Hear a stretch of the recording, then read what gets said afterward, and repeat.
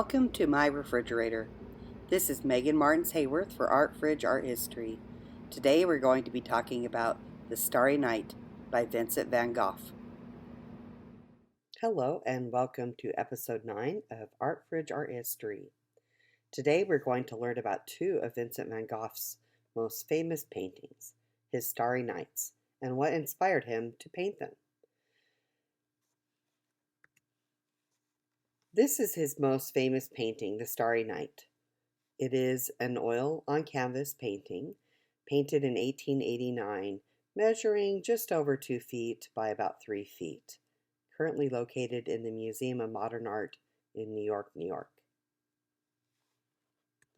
We're going to look at these two paintings. You can see The Starry Night over the Rhone, which was his first Starry Night, and then The Starry Night, the most famous one, which he painted later when he was in the asylum of Saint-Remy. Let's talk a little bit first about Vincent. This is a portrait of Vincent Van Gogh by John Peter Russell, an Australian friend of his he met while he was taking art courses in Paris, France. Vincent was Dutch. He was a post-impressionist. His movement is post-impressionism. And he worked as an artist who spent his most productive years while he was working in France. In his younger years, he had lived for years jumping between different professions and failing at every single one, until eventually he decided to become an artist. In order to achieve that dream, he would move to Paris, where his younger brother Theo Van Gogh, who you see here, was working as an art dealer and having some successes.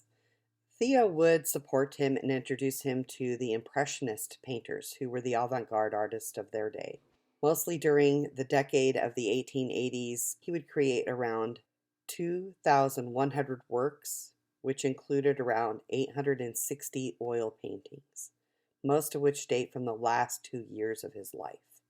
His work ranged from landscapes to still lifes and included portraits and sometimes self-portraits, and are most famous for his characteristic style in which he used bold complementary color harmonies, dramatic, textural, and expressive brushwork that contributed to the foundations of modern art, especially with the Expressionists. He had learned the color palettes and brushwork styles of the French Impressionists, whom Theo introduced him to. But he decided that their work was too shallow for what he thought art should be. He wanted his work to have more meaning than just the capturing of light or color across the surfaces of objects, and to kind of capture a modern day landscape in a painting.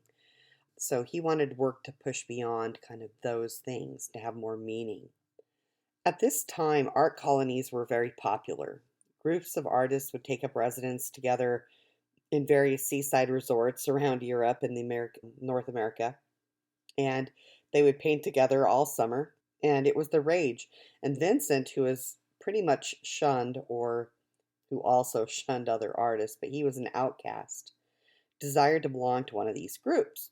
He wanted to paint with a group of artists who also sought something more from their art than the Impressionist style, and to again capture more meaning in his pieces. It was during this time that his interest in Japanese art, specifically Japanese prints, which were all the rage in Paris, turned his eye to the south of France, to the area known as Provence, where the light was reported to have that same saturated warmth as the light in Japan. His brother, who was only too happy to have him leave their apartment by that time, encouraged his difficult brother to go ahead and go, and would help fund Vincent's endeavor. He had settled on the small provincial town of Arles, and Vincent had formulated this dream where artists would flock there for the light and the camaraderie and the pretty provincial girls. This is a map of France that shows his journey all the way to the south of France to the town of Arles, and you can see in that inset map, you can see Arles, located right down there on the Rhone River. Here's an image of Arles, which had been a Roman town, and there are still ruins there today. And there you can see the Rhone River running by. His apartment was near the bottom of this image. no longer exists today. When he got to Arles, he rented this yellow house that was near the train station and he started working. He wanted other artists to join him there. Ultimately, his plans were fixed on the artist Paul Gauguin, who he wanted to lead his art colony and who he thought embedded what he was looking for in art, and he put all of his hopes on Gauguin. He was sure that Gauguin would draw others there to join them because he was more popular than Vincent, and they were really only acquaintances, so Gauguin was hesitant. But between Vincent's arrival in Arles in February and the summer, Vincent had become fixated on making his art colony work, and Paul Gauguin had become the key to making that happen.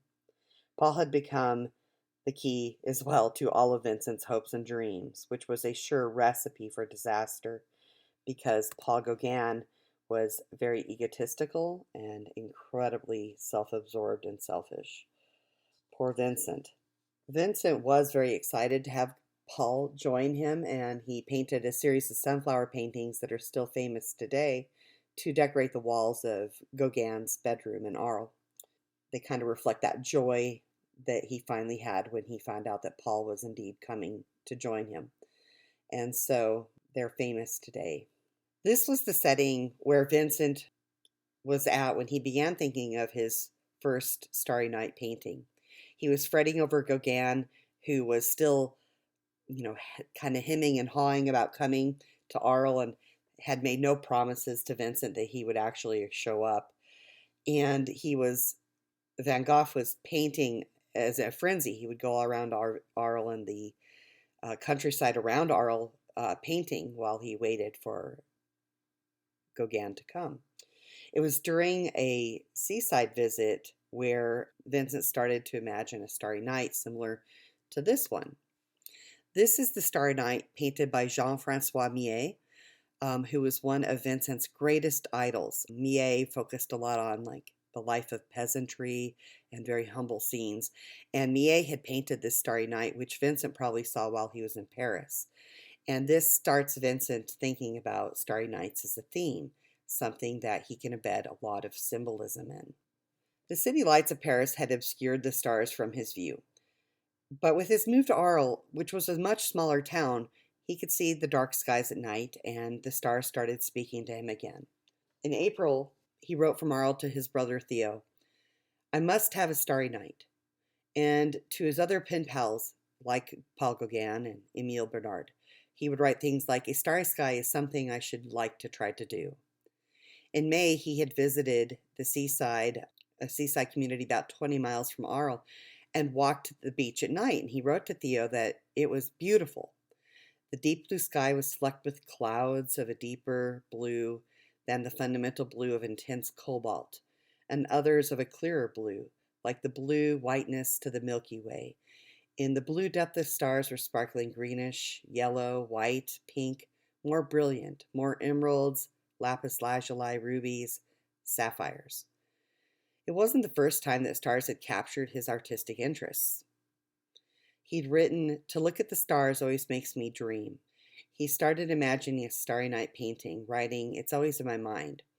In these two images, you can see that he was actually practicing while he was in Arles what those starry skies might kind of look like. In this portrait of Eugene Bach, who was a poet, he painted a blue field with stars in them, like he was describing to Theo. And he also painted the Cafe Terrace at night, which was a cafe where people would gather in Arles and still do today. And behind them, in the background, you can see another starry sky. So he was kind of getting warmed up for his first big attempt at a starry night. He would continue imagining it, writing to his sister Will that if you looked closely enough, you could see some stars were citron, yellow or pink, green, blue. He would start to embed his stars with symbolism and linked it to the poetry by Walt Whitman, who wrote lines like, "Under the great starlit vault of heaven." His mother Anna had also written to him about stars, saying, "The lovely evening stars express the care and love of God for us all.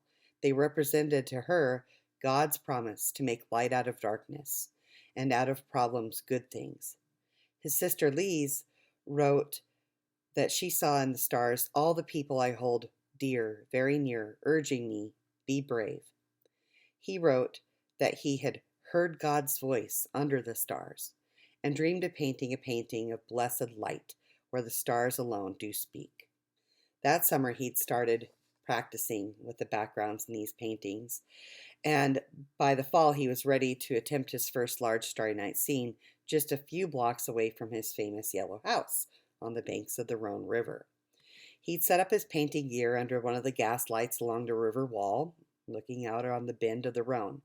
He looked downriver towards the town where you could see the gas lights going along the walk, and he dashed his brushwork along the reflections of the water, painted the bright yellow citron stars, in this idea of being closer to God. He focused his attention on Ursa Major, which we know as the Big Dipper, and carefully captured the kind of milky whiteness of the Milky Way as well.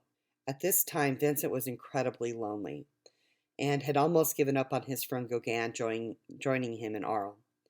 He sought comfort where he could find it, and the starry night surely reminded him of those he loved and of God. When Gauguin finally arrived in Arles, it quickly became clear to him that Vincent and he could not continue on living and working together because of their temperaments. Vincent had become obsessed with his dream of an art colony in Arles, where he and Gauguin would push forward modern art together. So the threat of losing his dream with Gauguin's departure pushed Vincent over the edge. Most of us are familiar with the tale of the artist who cut off his own ear, but the story is much more complex than that, and it gives us insight to the state of Vincent's mental health. Theories around what happened that night that Vincent's ear was mutilated abound, and we'll talk about what we do know. For weeks, Vincent's mental health had been suffering, and Gauguin even put off leaving, probably fearing Vincent would have a total mental breakdown if he did. From Gauguin's perspective, things probably seemed to be on an even keel, but Vincent was slipping. He wasn't able to sleep and was starting to suffer from visions. He claimed to feel like he was an unwitting victim of a hypnotist or a sleepwalker.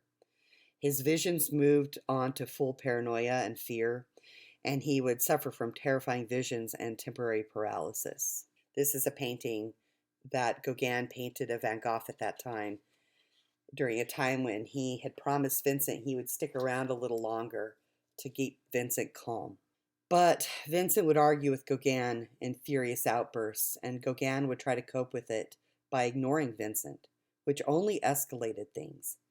Vincent's mood would swing in a way that totally bewildered Gauguin and contributed to Gauguin's building fear of what Vincent might do to him or himself.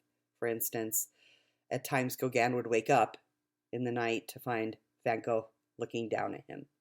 Christmas was approaching, and Vincent's past always tended to haunt him as the holiday season approached. He felt alienated from his family, and the cracks in his mental health expanded. On December 23, 1888, Vincent finally snapped. Of that day, Gauguin wrote that he had worried that at any moment a fatal and tragic attack might put his safety at risk. He wrote to an artist friend, Emile Bernard, that I have been living with my nerves on edge. Gauguin had been arguing with Vincent about a serial killer in the south of France that was similar to Jack the Ripper. But this serial killer was waiting for execution, and he had been claiming to be visited by a terrifying specter. And Vincent could relate. He also felt like he had been being visited by this kind of monstrous creature. And so Vincent believed it to be real. Gauguin tried arguing with him about that, and eventually it got so violent that Gauguin had to leave the house because it was so intense. We don't know if Vincent feared that Paul had walked out the door forever, or if Paul intended to return after things had calmed down, but we do know some things. Immediately after Gauguin walked out the door, Vincent came chasing after him. He asked Gauguin, "Are you going to leave?" Paul replied, "Yes." Vincent then silently handed him a newspaper article that he had ripped from the paper and pointed to a sentence that read, "The murderer has fled." Gauguin, no doubt, was creeped out and turned and walked away and heard Vincent running off into the darkness. We know that he had been heavily drinking and was hallucinating. We know that he had gone to his bedroom, to his washstand, and probably looked into the mirror, seeing this failure before him, that he was about to be abandoned by his hopes and dreams, and the only thing he cared about. He had felt that Theo had been distancing himself and that Gauguin was going to leave too. Vincent had had a long history of punishing himself with physical discomforts when he was failing at things. This included things like self-imposed starvation, sleeping on the cold floors in his houses, beating himself when he failed, and then marathon walks that sometimes lasted for hundreds of miles without rest. We know that at this moment he probably was punishing himself, and he picked up his straight razor, pulled his earlobe out, and slashed at his ear, slicing it off from like the top of the ear down to his jaw. A little bit of his ear was left. He didn't get it all. But we know that the pain from this must have snapped him out of it for a moment, because he had obviously tried to stop the bleeding that was now covering his arms. And he left a trail of blood that ran from his bedroom down to the kitchen, where he must have been searching for things like rags to stop the bleeding. Then at some point, he must have thought about confronting Gauguin with what he had caused Vincent to do. We know that he collected the portion of ear that he had removed, that he washed it off and wrapped it up like a butcher in a piece of newspaper. He wrapped up his ear with bandages and put on a beret, and then he searched for Gauguin. He started at the brothels, which is where Gauguin often went, and he went to one of the closest to their house and asked for the prostitute. Her name was Rachel, who was one of Gauguin's favorite prostitutes. The owner of the brothel would not let Vincent in, and so he left the package with the owner that contained his ear, and he said, "Leave Gauguin this message. Remember me." We know afterwards he returned to his house, dizzy from blood loss probably, and lay in his bed. We're not sure who found him there, but we do know that the police took him to the hospital. The next morning, a telegram from Gauguin was sent to Theo in Paris. It said that Vincent had fallen gravely ill and to come at once, and Theo left Paris for the 450-mile train ride to Arles. He stayed with Vincent for only 9 hours while he was there, and then turned right around and left, most likely on the same train as Paul Gauguin, back to Paris with several of Vincent's paintings, leaving Vincent in the hospital to be taken care of. The man who took care of him was Dr. Felix Ray, and Ray promised to keep Theo appraised of Vincent's illness when he left. This is a portrait that Vincent painted of Dr. Ray, and Dr. Ray's notes about Vincent's injury. Vincent painted this soon after he was well enough to start going out again, and he painted it to show that he was taking walks and getting fresh air, and to show the bandage and that he was being well cared for, probably trying to convince Theo that he wasn't as ill as he really was. But by that time, Vincent had already been told he needed to be committed, and Vincent started looking for an asylum. By May, Vincent had decided to be admitted to an asylum in the nearby town of Saint-Rémy-de-Provence. You can see the little arrow there that shows it's not that far away. It's just in this valley, and it's fairly close in the south of France. This asylum had kind of an elite clientele, but it had kind of fallen on hard times, and it wasn't fully full. But he admitted himself, and Theo agreed to pay, even though it was very expensive. He agreed to pay the extra costs so that Vincent could recover in a place that would allow him to paint and write and things like that. So off he went to the psychiatric hospital of St. Paul de Mazoul in Saint-Rémy. Here are some advertisements and a picture of the monastery, which is still a psychiatric hospital today, by the way. So you can't go visit it in the interior. You can only walk around the exterior of it and see the olive orchards and things like that that Vincent painted. Vincent had started recovering to the point where he could paint. While he was there, and he was there for a year, he painted 150 paintings. So it was actually a really peaceful and productive time for him for the most part. But things weren't all great. He did find a community of people that he felt at peace with, people like himself. He liked the comforting structure that the asylum gave him to follow, and he started to feel peace again. His doctors believed that he might be suffering from a kind of latent masked epilepsy, which didn't cause him to convulse in seizures, but rather froze his mind and caused it to go into disorder. It was a type of epilepsy that was known for about 50 years, but nobody knew at that time what caused it, and they didn't really know how to treat it and those types of things. And they just decided that it was probably this latent epilepsy that he was suffering from. He was getting better though, and he had negotiated with the asylum that he could set up a studio in the large room on the ground floor near the entry to the asylum so that he could paint in the gardens of the asylum. And then eventually they would let him out into the countryside in the surrounding area around the asylum. He focused his attention on the gardens first and mainly painted the paintings of the irises there. He also had to be supervised on these walks to paint outdoors, but he was accompanied outside the asylum walls to paint things like the olive trees around there, the orchards, the cypresses, and the small mountain range called the Alpilles, which basically means the Little Alps. By the end of June 1889, Vincent was working on a dozen canvases and dreaming of another starry night. His return to serenity had led him back to this subject again. He wasn't allowed to work in his studio at night. They had kind of strict rules. So he would stay up and look out his windows and study the night sky above the Alpilles. And he would do preparatory studies of the nearby town of Saint-Remy when he was allowed out during the day. He would draw the cypresses and the Alpilles and start composing a composition that kind of moved things around from the way they really look and started to render the stars. All of this in preparation for the most famous painting he ever made. Without the scene in front of him, he had to rely on his imagination and could focus on light and color, guided only by feeling and instinct.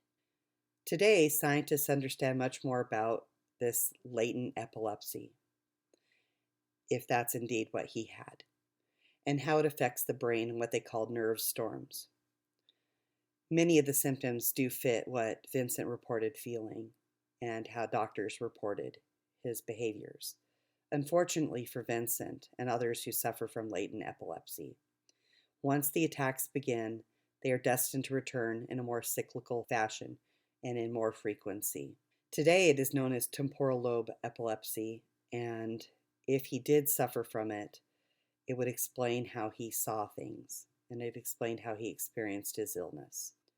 After he painted the Starry Night, the foundations of another attack had been laid, and once again, his illness had the floodgates open.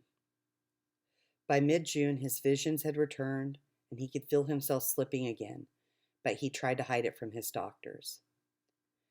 He also at that time received news that his brother and his new sister-in-law were expecting their first child, whom they would name Vincent. Knowing that Theo had a family now to take care of, as well as himself, and that Theo was footing all of the bills for the asylum, it sent Vincent on a guilt spiral, and he teetered on the edge. One day when he went out on a painting trip into the countryside and had set up his easel, a wind blew his canvas to the ground, which set off another attack. He recalled feeling dizzy and then darkness, and this attack stayed with him for over a month, and then he had continued attacks for the rest of the summer. During that time, if he wasn't supervised, he would do things like eat his paint. He would eat handfuls of dirt from the gardens. He drank kerosene, and they were afraid he'd poison himself, so he's under continual watch and locked out of his studio. He spent a full year there, and this painting was executed legendarily in like a 24-hour period. But remember, he had planned it for a long, long time, and he had held it in his mind. Unfortunately for Vincent, his life ends in tragedy. He would eventually fake wellness in order to get out of the asylum, and they marked on his paperwork, his release paperwork, that he had been cured. So he fooled them all. He told Theo that he would seek help from a doctor north of Paris in a town called Auvers-sur-Oise. Um, the doctor's name was Dr. Paul Gachet, who lived in Auvers. And Vincent would go there and try to get help from this doctor. And he would paint for a time there, but eventually his demons started haunting him again. There's a lot of mystery surrounding Vincent's death. Some claimed it was a suicide. Others said that he was shot by some of the children of Auvers that were tormenting him. But he would eventually die from a gunshot wound 2 days after he was shot. His brother Theo was with him and held him in his arms as he breathed his last breath. There's a lot of debate about what happened at the end of his life, and perhaps I might get that covered in another episode of Art Fridge. For now, though, let's remember Vincent when he was feeling good. I hope you enjoyed learning about Vincent van Gogh's Starry Nights and his life during this tumultuous and tragic time. Vincent is one of the most famous and beloved artists of all time today. If only he could have known how beloved and admired his work would become. As always, thank you for joining me for Art Fridge Art History. If you enjoyed your time with me and learning about Vincent van Gogh and other artists, please consider following me by pushing that subscribe button. Thank you. See you next time.